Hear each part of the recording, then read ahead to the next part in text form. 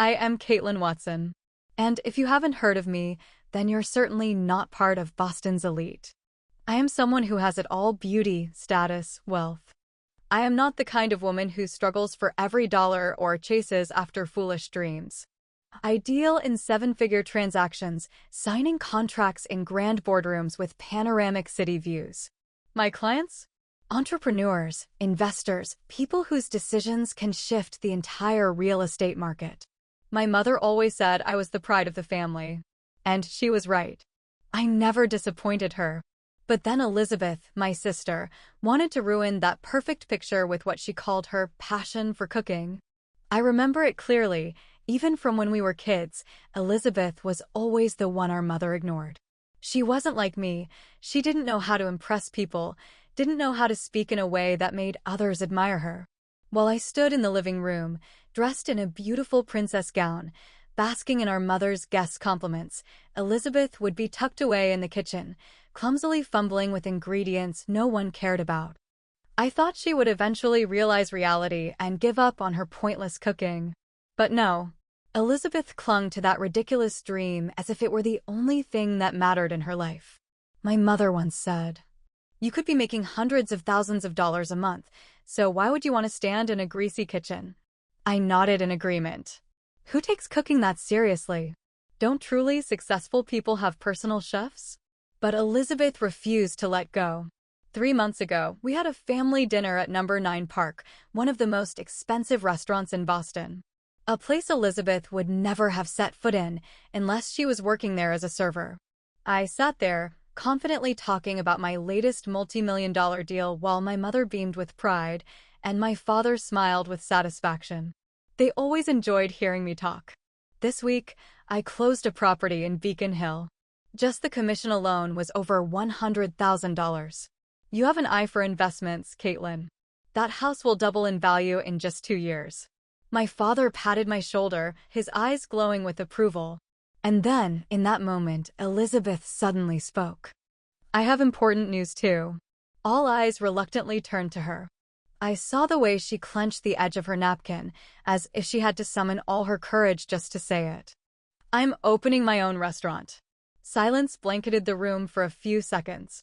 Then my mother laughed, a quiet but utterly condescending laugh. Oh, how adorable. But Lizzie, who's going to eat there? The way she said it, gentle yet ruthless, made it impossible for me not to smirk along. Elizabeth said nothing. I could see the tension in her jaw, the emptiness in her eyes. What was she thinking? That she had something to prove? I'm serious this time. I've secured a location, I have investors, and a restaurant? After all the awards you've won, you should know when to stop. Wouldn't working as a chef in a renowned hotel be a better choice? My father sighed, shaking his head. Elizabeth lowered her head, gripping the edge of the table. Maybe she finally understood that none of us believed in her ridiculous dream. But I believe in this. I sent out invitations to everyone.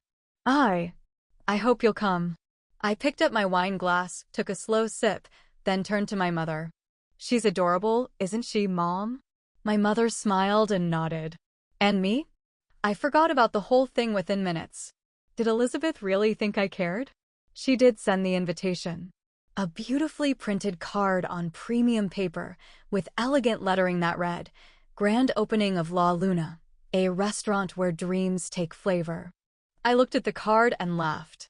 What was she trying to prove? That she could achieve something too? I didn't even bother reading the opening date. To me, it was just another meaningless event.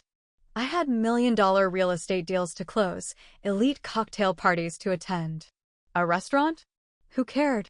Elizabeth had always been the weaker one, and she always would be. I just never expected that the very day I ignored her grand opening, my entire world would begin to collapse. I didn't attend La Luna's grand opening. Not because I forgot. Not because I couldn't. I chose not to go. That day, I was in Weston, hosting the open house for a $15 million estate. A beautiful sunny afternoon, glasses of exquisite champagne, sophisticated businessmen shaking hands with knowing nods. I wore a simple yet elegant black silk dress, paired with pristine Louboutin heels. Standing by the floor-to-ceiling windows of the model penthouse, I swirled my glass of red wine, watching it shimmer under the golden light. Everything was perfect. Elizabeth Watson? She was nothing more than a passing thought in my mind that morning. A tiny restaurant in the heart of Boston? Who cared? What was happening? I don't remember exactly when I first sensed that something was off. Maybe it was when one of my clients, a real estate investor I had been courting for 2 months, suddenly canceled our Monday morning meeting. Sorry, Caitlin, I have an important dinner at La Luna next week. What? I frowned, but kept my tone professional. Oh, I haven't heard of that restaurant before. But I'm sure there are far more upscale options in the city. No, you don't understand. His voice carried an unusual excitement. This isn't just any restaurant. It's a phenomenon. I laughed internally. A phenomenon? But then my second client canceled. And my third. Within 2 weeks of its opening, I started hearing the name La Luna everywhere. And what I discovered made me uneasy. She hadn't just opened a restaurant. She had turned it into an icon. La Luna wasn't just another dining spot.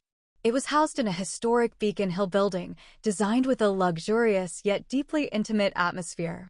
An open kitchen, soft ambient lighting, small tables draped in pristine white linen, every detail was crafted to an irritating level of perfection. And above all, it was the darling of the media. A headline from the Boston Globe read, "La Luna, when cuisine becomes a story." I clicked on the article, and each word felt like a slap to my face. Chef Elizabeth Watson doesn't just serve food, she tells a story with every dish. The handmade ravioli with moonlight tomato sauce is a harmonious blend of tradition and modernity, a dish carrying the memory of the grandmother who inspired her culinary journey. I put my phone down, a bitter realization settling in. Elizabeth had done something I never had. She wasn't just successful, she made people feel. I started feeling threatened. Not because she had a famous restaurant, but because the wealthy and powerful were more interested in her than in me. A week later, at a wine reception, I found myself near a group of businessmen deep in conversation. "Have you tried the lobster ravioli at La Luna? I made a reservation 3 months ago, and it was worth every second." Absolutely. It feels like eating a work of art. If you want to impress a VIP client, take them there. Guaranteed, they'll never forget it. I tightened my grip around my wine glass. La Luna had become a status symbol, and I wasn't part of it. But the part one couldn't stand the most? I had a major client, a young tech millionaire, who was about to buy a $12 million penthouse through me. We were this close to sealing the deal. All I needed was one dinner meeting to finalize everything. Then his assistant called me. "Apologies, Caitlin, but we'll have to reschedule the meeting." I took a slow breath, keeping my voice steady. "No problem. Would Friday work?" Actually, my boss has been invited to La Luna on Friday evening." This time, I couldn't hold back. "I'm sorry, but I don't understand. A dinner is more important than a multi-million-dollar deal." There was a slight hesitation in his voice, but his response was firm. "My boss believes that being at La Luna is a statement of status." A statement of status? I hung up, and for the first time in years, an unsettling anxiety crept into my chest. For the first time in my life, I felt afraid. Elizabeth had done something I never even considered.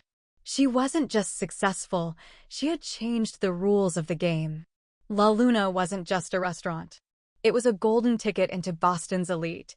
And me? I didn't have a ticket. I began to realize that everything I had once considered certain was slowly slipping from my grasp. I woke up on a spring morning, took a sip of bitter coffee, and checked my emails like I always did. But instead of enticing offers and lucrative real estate deals, I saw a string of cancellations. Not 1, not 2, but 6. I tried to stay calm. But as I looked closely at the list of clients, I realized something that made my heart pound faster. These clients weren't simply changing plans. They all had the same reason. "Sorry, I won't be able to meet this week. I have a dinner reservation at La Luna." La Luna. Again. I gripped my phone tightly, heat rising through my body in frustration. How could a restaurant interfere with the real estate business? How could it steal my clients? That afternoon, I attended a networking event at the Four Seasons Hotel. As I sipped my wine, I overheard a group of real estate investors talking just a few steps away. I'm telling you, where you take clients to dinner doesn't matter anymore. What matters is getting them into La Luna. Caitlin Watson used to be the best in the industry. But now, if she can't get her clients into La Luna, I'm not so sure anymore. The words hit me like a punch to the chest. Since when was my worth measured by a restaurant? I clenched my wine glass, subtly turning away before they could notice me. 2 weeks later, I had a critical meeting with Jonathan Sterling, one of the most powerful real estate investors in New York. If this deal went through, I would close one of the biggest contracts of my career. I had everything planned: venue, menu, a bottle of the finest wine. But just 3 hours before the meeting, his assistant emailed me. "Apologies, Caitlin, but Mr. Sterling will have to postpone. He just received a special invitation to dine at La Luna tonight." I froze. Not postponed for work. Not for an emergency. For La Luna. My entire body went numb for a few seconds. I reread the email once. Then twice. Then 3 times. But the words didn't change. How could this be? I was Caitlin Watson. I was the one clients used to want to have dinner with. And now Elizabeth had taken that place. Fuming, I dialed Elizabeth's number. I rarely called her, but tonight was an exception. The phone rang. A woman's voice answered, but it wasn't Elizabeth. "Thank you for calling La Luna. We regret to inform you that our reservations are fully booked for the next 2 years." 2 years? I took a slow, deep breath. I'm not just any customer. I'm Caitlin Watson. I need a table tonight. A brief silence. Then, the voice responded, still with impeccable politeness. "I'm sorry, but we do not accept VIP reservations. Everyone must follow the restaurant's policy." I gripped my phone tighter, my entire body trembling with anger. "Is my sister there?" "Chef Watson is not available to take calls." "Chef Watson." I let out a dry laugh. So now, Elizabeth wasn't just Elizabeth Watson, my failure of a sister. Now, she was Chef Watson. Someone the world seemed to be worshipping.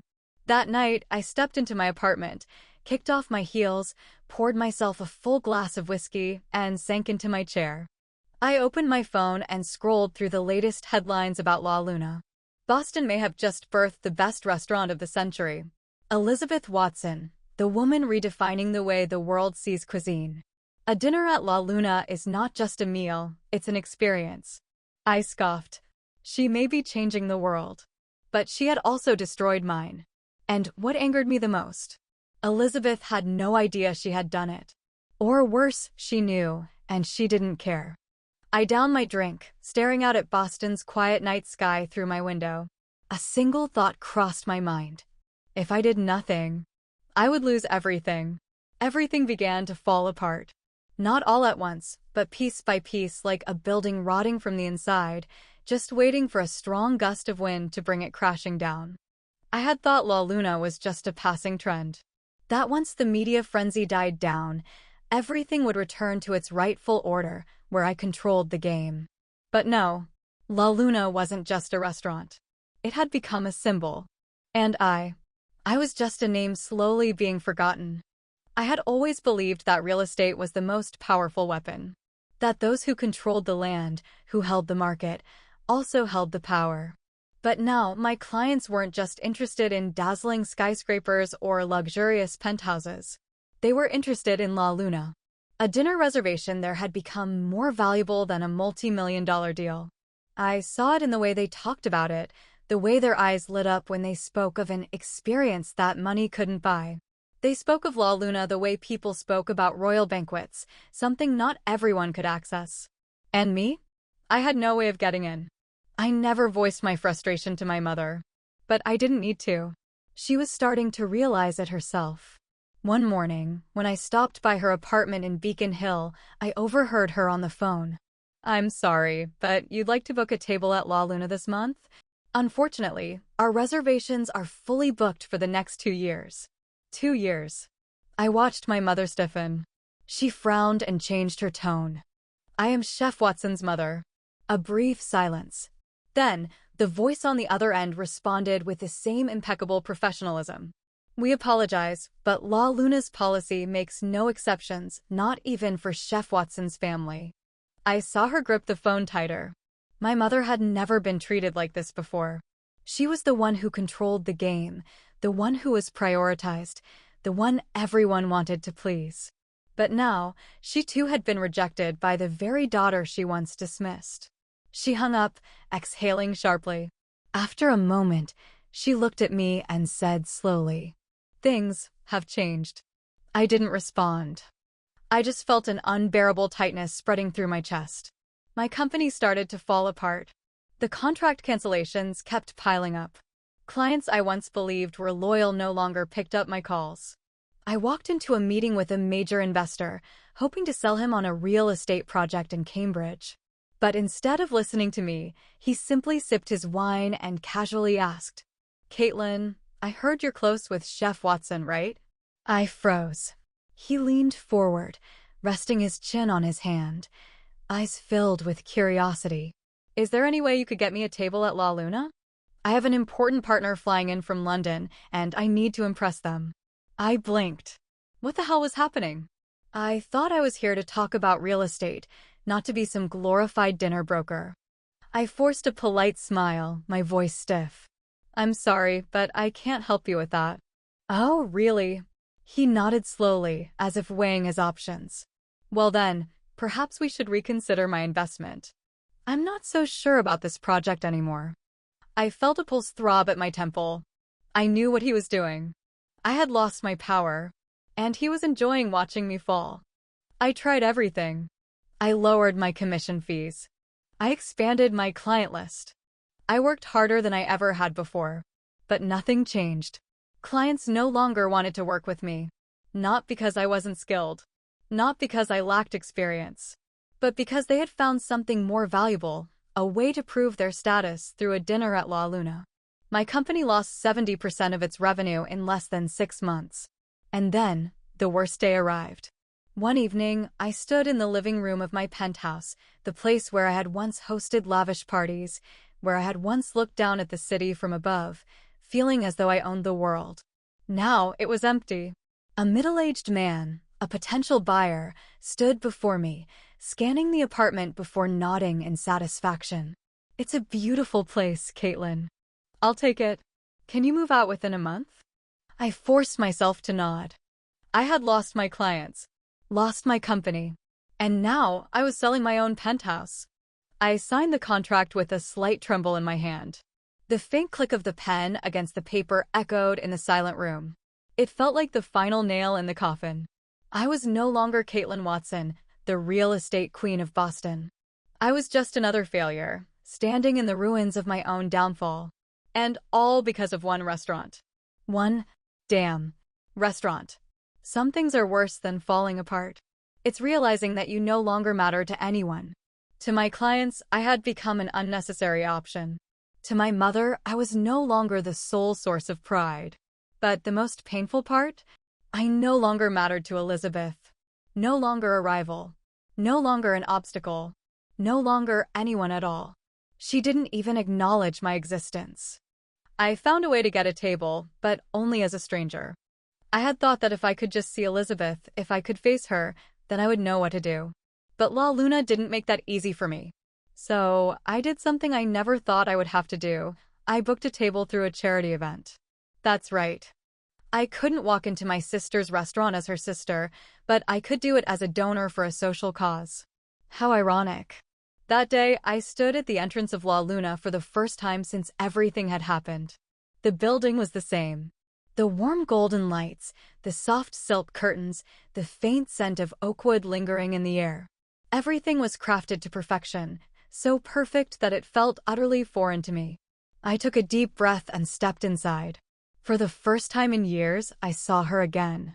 Elizabeth stood in the center of the open kitchen, dressed in a crisp white chef's coat, her dark brown hair neatly tied at the nape of her neck.